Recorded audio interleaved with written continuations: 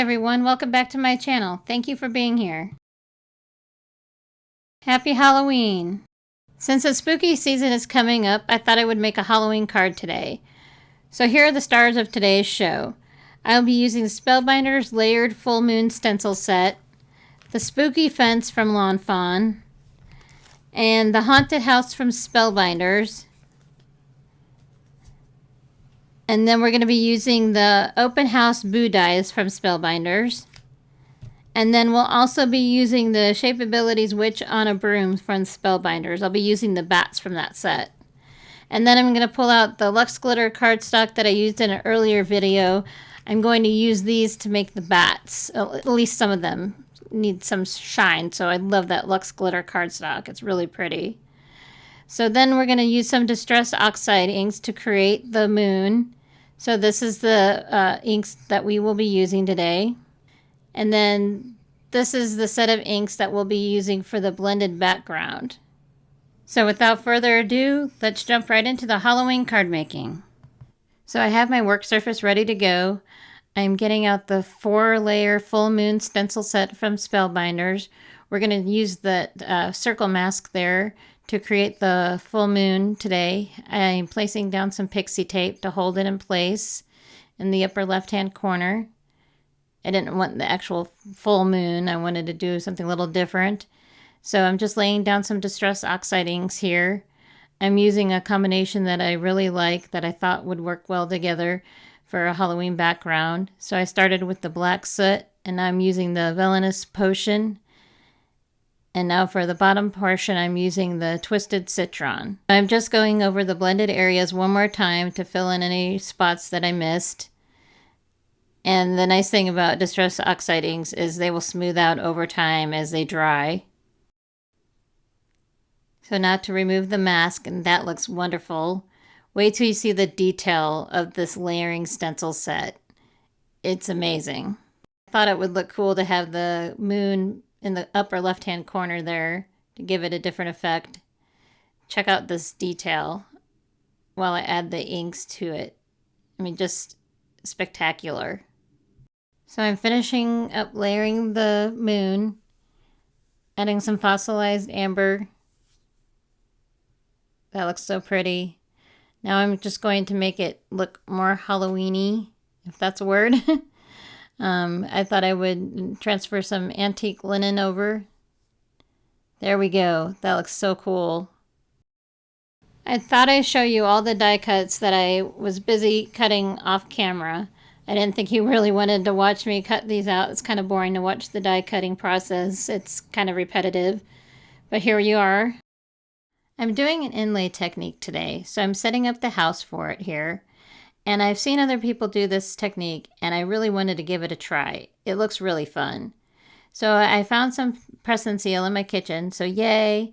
So here I'm taking a little sheet and pressing it down into the little pieces here that I cut out. So Press N Seal is not just for the kitchen, folks. It's a good item to keep handy in your craft room for this inlay technique. This will save you some time as I show you here. This may look tedious, but it really isn't. I sped this part of the video up. I'm going to take the little piece of the Press N Seal and place it over the top of the image and just rub my finger into it. Just varnish it into place. So the Press N Seal is almost like an adhesive sheet, but it's removable and it won't rip your cardstock. It just holds all the little pieces together nicely and binds them together. Okay, so now we are getting the die cuts ready for the card, and I actually had to do some die cut surgery here. It was actually really hard for me.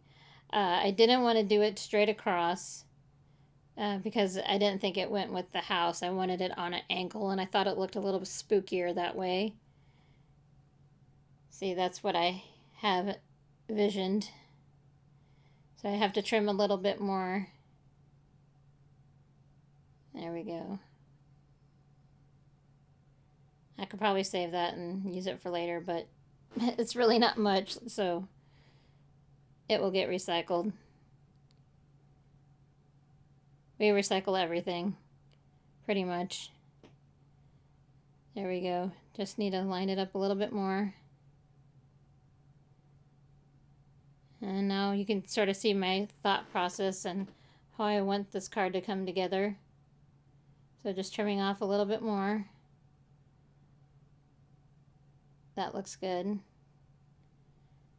Okay. So I'm going to try some different adhesive for me. I've seen Kathy yet again. Kathy, I've seen her do this in her channel using the Elmer's spray adhesive. So I'm going to try this.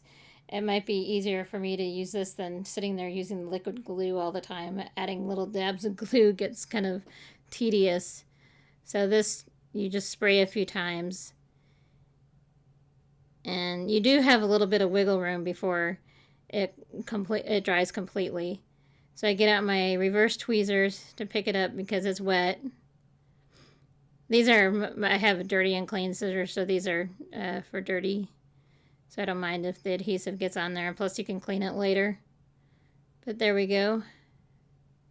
Adhere the fence to the card base. You can see the card coming together. There's a little bit hanging off that just needs to be trimmed down. There we go. And now to work on the other side. See, I like that angle of the fence. So we get out the spray adhesive and spray the other side of the fence. There we go. You just need a little bit, you don't need a whole lot. And get the reverse tweezers again. And remove the splat box. So we want to put this in a slight angle. That looks good. And adhere the fence. So now that the fence is adhered, you won't have to worry about the fence meeting in the middle there because the house is going to go over that section. See? You won't even tell. So now we got to add some foam squares to the back of the house because I want to add some dimension to this card. So instead of using the white foam squares, I'm going to use the black ones since we're using black cardstock. I thought that would work really well. There we go. And I didn't want to have to show you the whole process because that was really tedious as well. There I was just trimming off some of the pieces that were sticking out. So there we go. Now we're going to adhere it to the card panel. That looks good. And now here's all the die cut pieces that I cut out earlier. So now we're going to work on placement for these little guys. So I want to figure out where I want to place the ghosts. So I want them to look like they're floating out of the window with that tail that they have at the end. I think that looks neat. And this guy's really cute, this little baby ghost. So cute. So that looks good. I think I'm just going to do 3 and I'll save the others for later for another card. So now we're going to adhere the ghost to the panel with the foam squares, this time using the white foam squares. There we go, just need to get the right size. And that works. Need to trim a little off. That's the nice thing about these foam squares. There we go. Peel off the backers. And now that one's ready to be adhered. Oh, gotta trim a little bit more. I don't want the foam showing off of the side there. Now we're peeling off the backers. And he's ready to go on. So cute. And then we'll add the foam over here to the other ghost. There we go. And this card panel, I trimmed it down. It is a 4 1/4 by 5.5 card panel. So this will fit onto an A2 size card. And I can't remember if I said earlier, but the cardstock that I used for this is the Nina cardstock, the Classic Crest Ultra Thick, and the 110 pound, the Smooth Solar White. That's what I used for the card panel, the ghosts, and the black for the bats is just black cardstock from Lawn Fawn, I believe, and then the Luxe Glitter cardstock from Simon Says Stamp for the bats. And then the gold cardstock for the greeting there is the gold matte cardstock from Simon Says Stamp. So now I'm getting ready to adhere the stairs. I kind of wanted them a little wonky, so I thought that helped made it look a little more spooky. And here we're going to use some liquid glue because it doesn't really need a whole lot. So we have our tweezers out here to help adhere them. There we go. See, that's better than straight down. It looks a little bit more for Halloween, having them wonky. There we go. I think there's four steps. That looks good. One more to go. Few dabs of glue here. Not too much. And place that one down. And the stairs are done. Just smooth them out, make sure they stick. So now we're going to get ready to place down the Spooky Greetings sentiment. I thought it looked best at the top here. That was really the only place for it. So once again, I'm going to get out the Elmer's spray adhesive. I'm going to use this to adhere the Spooky Greetings sentiment to the front of the card. Again, this was a little bit easier than doing dabs of glue. So taking the reverse tweezers is almost like having a third hand when you're using those reverse tweezers. They really help hold things down and put them where they need to go. And then getting the acrylic block out there to help adhere it. There we go. That looks good. Okay, now we're going to do the second half of the sentiment here for the front of the card, the word greetings. And we're going to get the spray adhesive out. And the splat box actually really comes in handy to help contain this splatters from the spray so it doesn't get all over my glass mat. So now we pick this up with our reverse tweezers and grab the card panel and we place it down next to the spooky word there and line it up carefully. There we go. That looks really great. I'm really pleased with that. Now we put the acrylic block down, make sure it really adheres to the cardstock. That looks good. Now we finish up by applying the bats. So I had an idea of where I wanted to place down the bats, so hopefully that will work. And so I cut these out of the black cardstock, like I said earlier, and the Luxe Glitter cardstock to give the card some shine. So there's a large bat, a medium-sized bat, and a small bat, and then there's two real tiny bats that I cut out. So I thought they were just real fun for the card to put up there at the moon. It looks really pretty. That Luxe Glitter.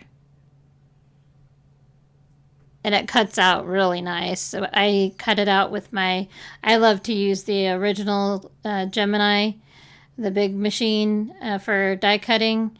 And I mean, it still cuts like a dream. I've had it for a few years now and I love it. There we go.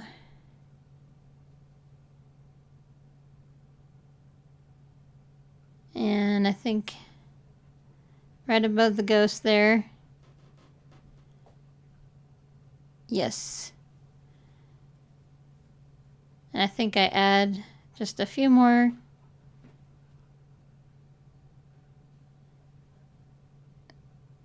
There we go. One right underneath the greetings. And then the little tiny one, I think he's cute.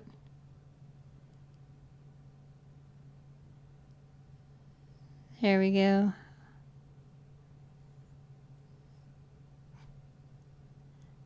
I love how this card is turning out. I am starting to put up some cards on my Etsy shop. So you can find me under, let me get my link here. The name of my Etsy shop is Specially Made by Kelly. That's where you will find the cards that I make on YouTube here. I will be listing them for sale. So make sure to check them out. There we go.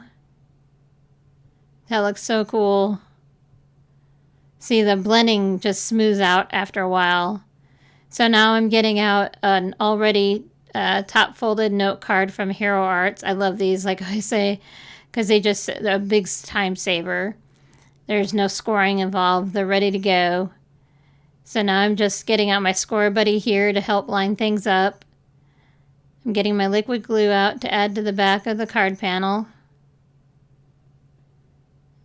Make sure it's all filled in here. Don't want anything to fall off. Okay, now we line it up here in the corner against the card base. And again, like I said, this measures A2 size cards, so it's 4.5 by 5.5. And there we go. There's the finished card.